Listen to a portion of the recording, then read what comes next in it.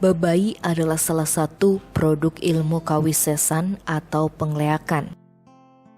Konon, bebai diciptakan dari organ tubuh manusia, yaitu darah dan otak manusia yang telah meninggal. Di beberapa sumber dan lontar disebutkan, bebai merupakan suatu penyakit niskale yang menyerang penderita secara psikis dan fisik. Menurut Jero Mangku Kelambu, ada dua faktor yang menyebabkan orang terkena penyakit bebai. Pertama, karena tekanan psikis akibat stres. Kedua, karena memang mendapat kiriman aji ugik dari seseorang. Biasanya, pengobatan pasien yang terkena bebai dilakukan dengan menggunakan media merica. Dengan menempelkan merica di ujung jari pasien, maka ia akan tahu pasien itu terkena bebai atau tidak.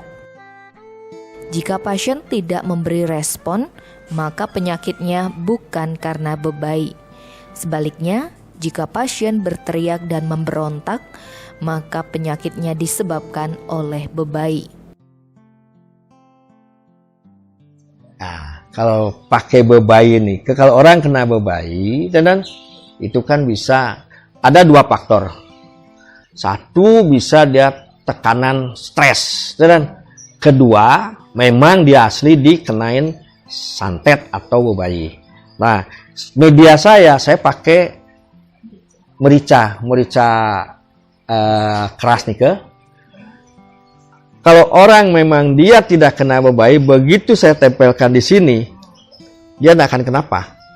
Dia biasa-biasa. Tapi begitu orang kena bebai, yang tidak ada menekan, hanya menempelkan begini, langsung dia teriak. Setelah dia teriak, udah mulai keluar ininya, sakit bebainya.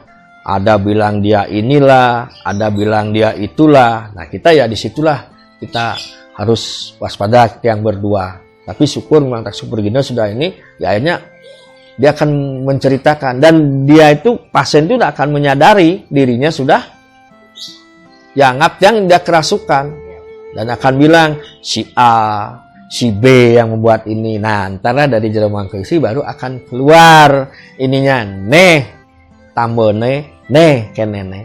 Nah, itu ininya. Gejala setiap orang yang terkena bebai akan berbeda-beda. Umumnya, tatapan matanya kosong dan sering gelisah yang tidak diketahui penyebabnya. Bebai dapat menyerang siapa saja sesuai target pengirim. Semua orang mudah terkena. Namun yang paling rentan adalah mereka yang ada di akil balik atau remaja dan mereka yang akan melaksanakan pernikahan.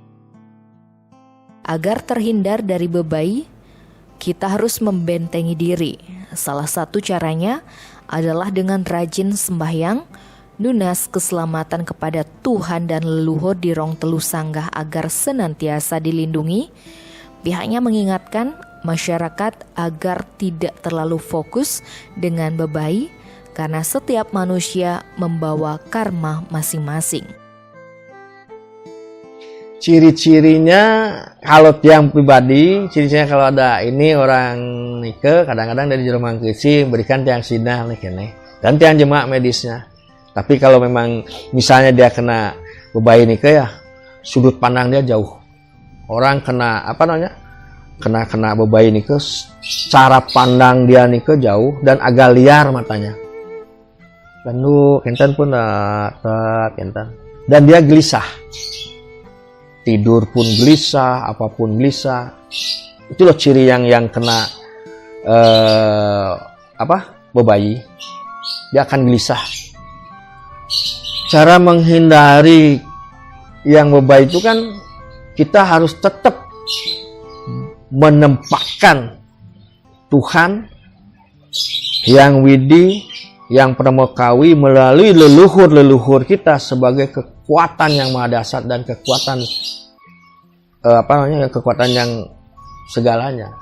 Hanya itu. Dengan cara apa? Ya kita sembahyang. Di sembahyang pun kan kita harus kusyuk.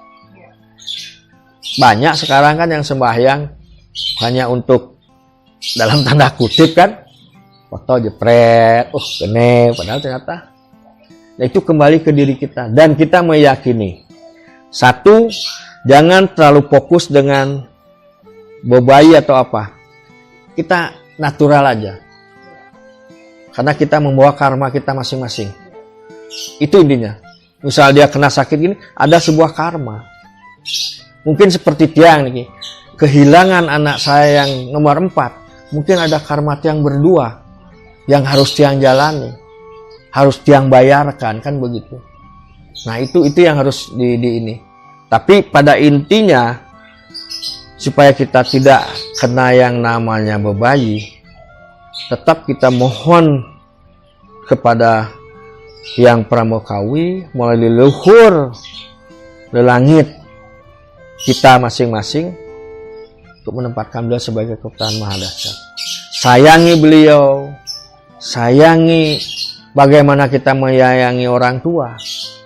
Asungkara baik-baik saja dan penyakit bebayi akan mendekat.